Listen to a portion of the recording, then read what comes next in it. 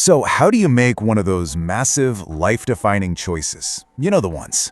Today, we're going to unpack the mental framework Jeff Bezos used to bet on a completely wild idea, walk away from a super secure job, and, well, build an empire. It's all about choosing between the safe path and a risky passion. Let's dive in. Can you imagine hearing that from your boss, especially a boss you really admire? Well, this is the exact advice Jeff Bezos got when he pitched his crazy idea for an online bookstore. I mean, it's that kind of practical, logical advice that just stops most big dreams right in their tracks. But for Bezos, this was just the beginning. So picture this. The whole conversation happens during a long walk through New York Central Park.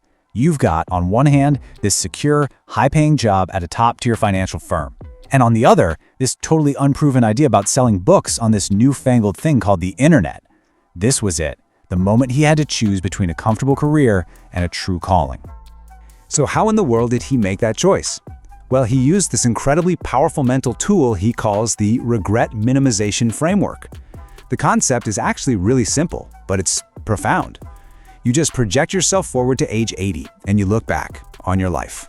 And he realized, he wouldn't regret trying and failing. But what he would regret, the thing that would absolutely haunt him forever, was not even trying at all. Now, it's so easy for us to look back and think, well, of course it was an obvious choice. But you have to understand, at the time, his vision sounded completely insane. One of his earliest investors remembers Bezos, at just 26 years old, telling him the plan was to become the richest man in the world by selling books out of his garage. I mean, back then, $100 billion was a number you heard for a country's debt, not some guy's personal bank account.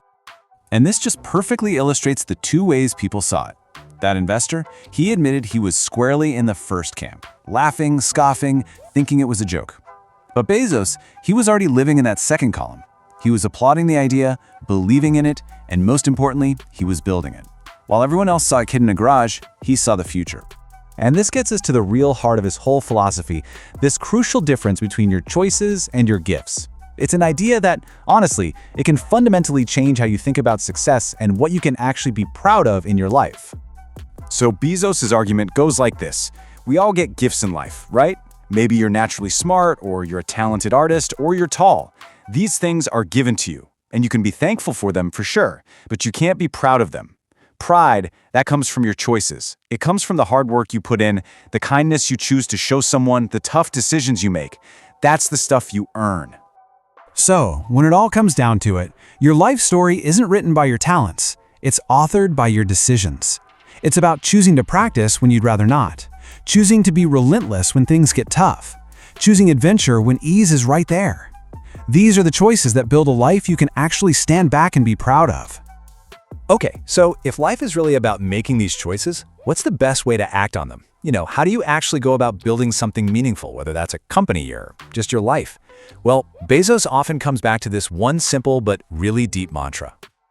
It's a saying from the military, and its wisdom just applies everywhere. Think about it. Rushing around just leads to mistakes. Being frantic and chaotic, that's just inefficient. But deliberate, methodical, consistent effort, that's how you create real, unstoppable momentum. By moving smoothly and carefully, you actually end up getting there faster than if you just tried to sprint from the very beginning. And really, this whole framework isn't just about business. It's about how you build your life. And it all boils down to a series of choices. So the challenge isn't just something Bezos is posing. It's a question you really have to ask yourself. This is the first one, and maybe the most fundamental choice of all. Are you going to be the person who scoffs at new ideas from the sidelines, or are you going to be the one in the garage actually building something? Are you going to take that secure job your boss recommends? Or are you going to embrace a little bit of adventure, a little risk, the potential for something truly extraordinary? Because adversity, that's a guarantee in life. Things will get tough. The real defining question is, what do you do then? Do you give up when you face criticism and hardship, or do you follow your gut and just decide to be relentless? And this one takes us right back to the beginning, doesn't it? Back to that regret minimization framework.